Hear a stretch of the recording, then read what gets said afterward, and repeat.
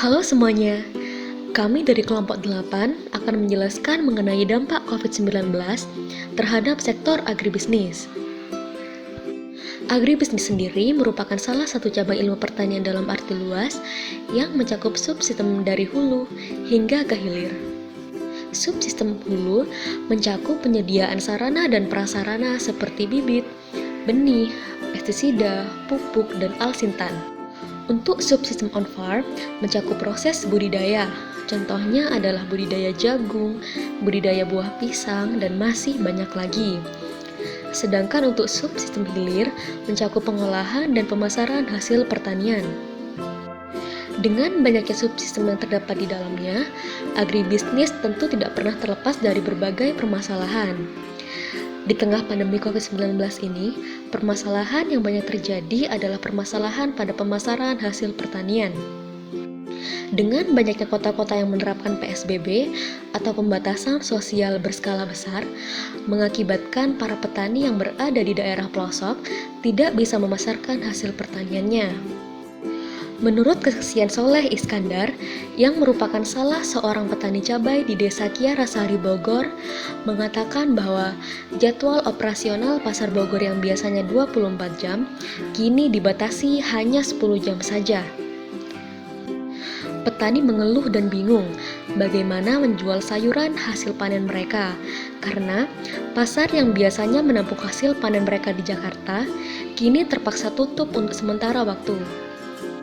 Kalaupun bisa memasarkan, harga jualnya pasti akan menurun, sehingga pendapatan yang didapatkan pun juga akan menurun. Hal tersebut terjadi karena banyaknya sayuran yang menjadi busuk, karena sedikitnya pembeli yang datang. Salah satu komoditas yang mengalami penurunan harga karena pandemi COVID-19 adalah komoditas cabai. Mengutip dari suaramerdeka.com, sebelum ada pandemi, petani cabai di Bogor bisa menjual hasil pertaniannya dengan harga Rp40.000 hingga Rp50.000 per kilonya. Namun, setelah adanya pandemi ini, harga cabai menurun drastis hingga hanya Rp10.000 per kilonya. Hal ini menunjukkan bahwa pandemi COVID-19 sangat berpengaruh terhadap pendapatan para petani. Untuk menyelesaikan permasalahan yang terjadi, tentu peran pemerintah juga dibutuhkan untuk membantu para petani. Dikutip dari hasil diskusi terbatas yang diselenggarakan oleh Bapeda Provinsi Jawa Barat, beberapa kebijakan yang dapat dilakukan pemerintah adalah memudahkan akses petani untuk memasarkan produk ke kota-kota besar. Pemerintah diharapkan dapat menyediakan kelonggaran akses bagi para petani untuk memasarkan produk mereka. Selain bisa menguntungkan bagi para petani, kebijakan ini juga bisa bermanfaat bagi masyarakat yang harus memenuhi kebutuhan pokok mereka, seperti beras, buah, dan sayuran. Kebijakan selanjutnya adalah dengan menstabilkan harga jual produk pertanian dengan bekerja sama dengan layanan berbasis online.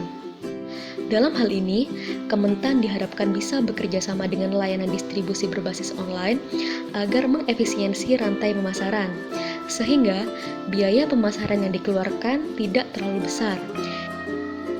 Selain itu, peran startup juga bisa membantu menyerap hasil produk tani, sehingga harga di tingkat petani tetap stabil.